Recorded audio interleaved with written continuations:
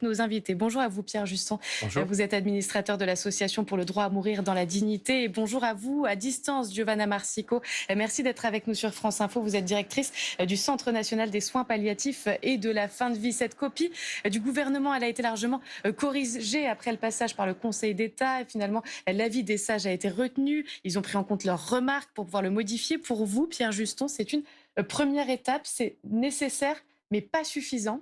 Exactement, nécessaire mais pas suffisant, puisque nous attendons ce texte depuis plus de 44 ans. Ça a été rappelé tout à l'heure par le député, puisque notre association, l'Association pour le droit de mourir dans la dignité, existe depuis plus de 44 ans. Il y a eu plus de 20 propositions de loi, donc on peut se satisfaire qu'il y ait enfin un projet de loi, qui est ce travail qui a été fait, un travail formidable à la Convention citoyenne, et je passe tous les avis qui ont été effectivement demandés jusqu'au Conseil d'État plus récemment.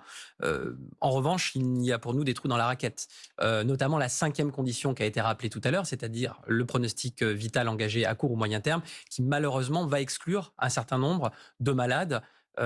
Et donc ça, effectivement, Notamment les malades de Charcot.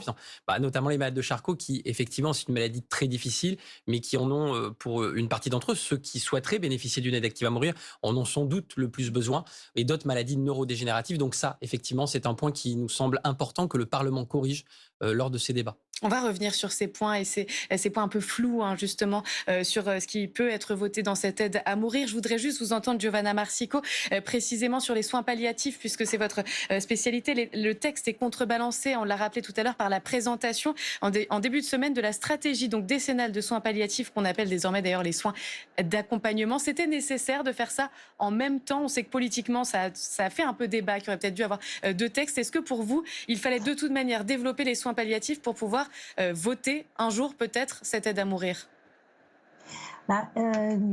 Absolument. Les soins palliatifs, ou mieux l'accompagnement palliatif, comme ça a été inscrit désormais dans la loi et dans la stratégie décennale, est un investissement en termes de ressources et de portage politique qui est nécessaire, qui est indispensable, non seulement pour accompagner le changement législatif sur l'aide à mourir, mais surtout parce que c'est une nécessité, parce que les besoins aujourd'hui ne sont pas tous recouverts. Et cette stratégie décennale qui intervient, qui a été présentée ce matin par la ministre, elle montre qu'à terme, on pourra augmenter la prise en charge de la population française dans cet accompagnement de fin de vie, de aujourd'hui 190 000 personnes qui sont prises en charge jusqu'à terme, en 2035, à 440 000 personnes.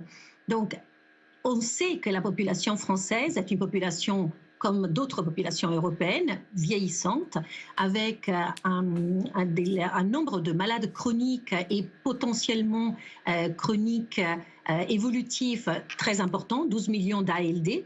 Donc, les besoins d'accompagnement palliatif sont indispensables. Et cette stratégie, avec l'investissement qu'elle donne, va permettre de donner une vraie réponse.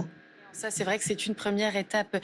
Pierre Juston, le président, estime que ce texte est cadré par des conditions strictes, mais vous l'avez dit, certains termes, du coup, peuvent être un peu flous. Vous avez parlé de ce fameux court et moyen terme. Effectivement, qu'est-ce que c'est que le court et le moyen terme?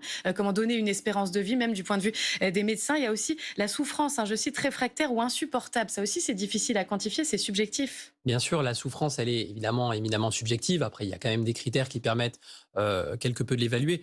Sur le court et le moyen terme, ça, évidemment, la difficulté qu'on va avoir, c'est que les médecins auront des difficultés pour donner ce qu'est le court ou moyen terme. Alors, j'ai entendu la ministre qui a parlé pour le moyen terme, puisqu'on n'en avait pas idée. La HAS avait défini quelques jours pour le court terme, que c'était entre 6 et 12 mois.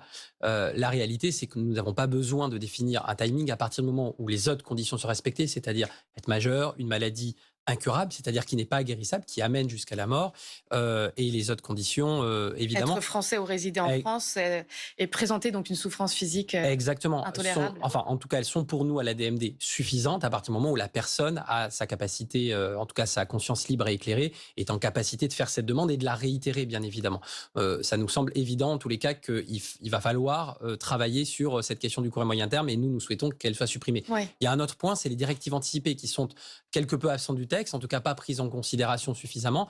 Or, ça exclut là aussi un certain nombre de malades. Moi, je voudrais pas qu'on fasse une loi qui exclut des gens comme Vincent Humbert, qui était le premier cas médiatique qui a amené... Qui a ouvert la porte au débat, d'ailleurs. Exactement, qui a ouvert la porte au débat il y a 20 ans, alors que la Belgique faisait une loi il y a 20 ans. Nous avons eu encore plein d'autres personnes qui ont été concernées par cette situation. Et aujourd'hui, cette loi-là, malheureusement, ne répond pas, par exemple, au cas de Vincent Humbert. Donc, il serait dommage de légiférer et d'avoir, si j'ose dire, des trous dans la raquette sur cette loi. Oui, parce que ce dernier critère, être en capacité de manifester sa volonté, ça exclut les malades d'Alzheimer ou de démence. Et puis, même en cas de directive anticipée, c'est ce que vous dites, il y a un problème d'intelligibilité quand même de cette loi qui risque de se poser. Tout à fait, par rapport aux directives anticipées. Alors, j'entends bien que ce n'est pas forcément chose aisée, mais il va falloir faire de la place aux directives anticipées. La loi Claeys-Leonetti en faisait une petite place. En tous les cas, elle reconnaissait l'existence des directives anticipées, mais il va falloir là que ces directives anticipées soient opposables. Quand je dis opposable, ça ne veut pas dire que le médecin va être dans l'obligation, évidemment, de faire le geste. Ça a été précisé tout à l'heure. Il y aura toutes les consciences qui doivent être respectées. Nous n'allons pas demander une loi de liberté de conscience pour le patient qui n'en a pas aujourd'hui en fin de vie et la nier pour les soignants. Les soignants qui ne veulent pas faire ce geste, qui n'est pas un geste anodin, qui est singulier évidemment, cet ultime soin doit pouvoir être refusé par les soignants qui ne veulent pas le faire. Par contre, ils ont l'obligation, comme pour l'IVG, d'adresser le patient à un autre soignant si ce dernier respecte toutes les conditions qui seront précisées. Sur les termes employés, aide à mourir, tous les pays qui ont légalisé l'euthanasie ou le suicide assisté ont employé des termes adéquats. Est-ce que finalement, à être trop subtil quelque part, ça peut être compliqué d'interpréter? En tout cas, est-ce que ça peut être un euphémisme, cette aide à mourir? Oui, bien sûr. La difficulté, c'est que derrière le mot d'aide à mourir, que nous utilisons à l'Association pour le droit de mourir dans la dignité, il faut être clair. Il y a l'euthanasie et le suicide assisté. Et c'est peut-être d'ailleurs le troisième point à modifier dans la loi. C'est effectivement que le patient puisse avoir le choix entre les deux.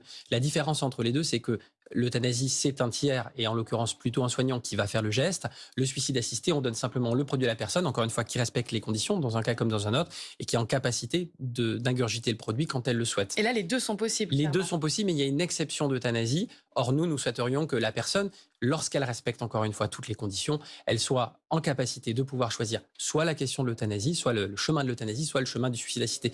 Et bien évidemment, encore une fois, je rappelle quelque chose qui est évident, mais qui est important de rappeler dans ce débat, c'est que c'est une liberté qui ouvre un nouveau droit d'une certaine manière et qui n'oblige personne. Encore une fois, ce sont évidemment les personnes qui le souhaitent et qui sont dans ces situations extrêmement dramatiques qui peuvent en faire le choix. Personne, évidemment, ne sera contraint à bénéficier d'une aide active à mourir s'il ne le souhaite pas. On ne peut pas craindre des cas d'abus de faiblesse, par exemple, par des proches?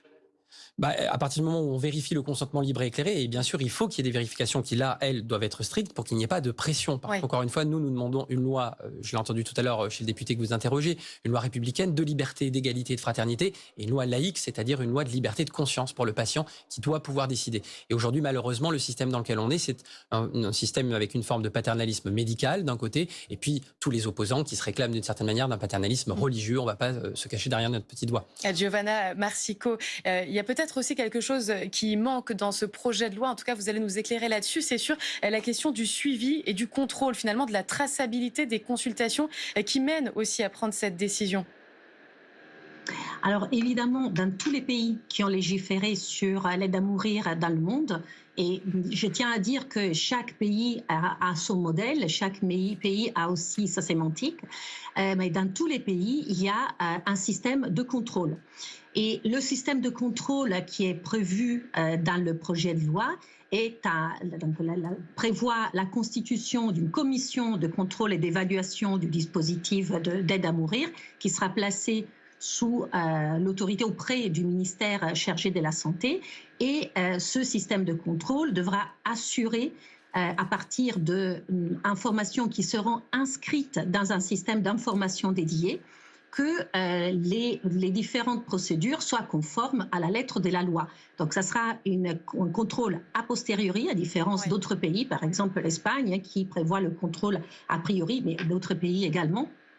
Et est-ce que cette commission, ce projet de loi, il peut empêcher les Français qui, pour l'instant, se rendent, on l'a entendu, en Belgique ou en Suisse, est-ce qu'il peut finalement accueillir les Français à faire la même chose, ou en tout cas à notre manière, à la française? Est-ce qu'on n'aura plus besoin d'aller en Belgique ou chez nos voisins suisses?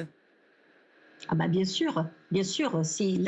Aujourd'hui, les patients qui se rendent en Suisse ou en Belgique, ils s'y rendent parce qu'ils ne retrouvent pas en France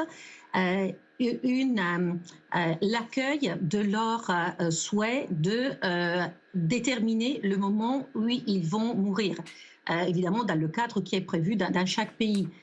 Cette loi va permettre effectivement aux personnes qui se trouvent dans un cadre précis, Ouais. maladie grave, incurable, douleur réfractaire, souffrance réfractaire, capacité d'exprimer la demande de façon libre et éclairée, résidence en France depuis longtemps ou nationalité française et âge majeur, pardon, tout ça, l'ensemble de ces éléments évalués par un médecin en lien avec d'autres professionnels va permettre à la personne qui obtient accès à sa demande de pouvoir s'injecter une potion létale ou si la personne n'est pas en condition physique de pouvoir faire le geste, de pouvoir demander à Merci. un professionnel ou un tiers de le faire. Merci beaucoup Giovanna Marsico et Pierre Juston d'avoir été avec nous sur France Info pour réagir donc à ce projet de loi qui a été présenté ce matin. Je rappelle qu'il arrive en première lecture à l'Assemblée nationale le 27 mai prochain.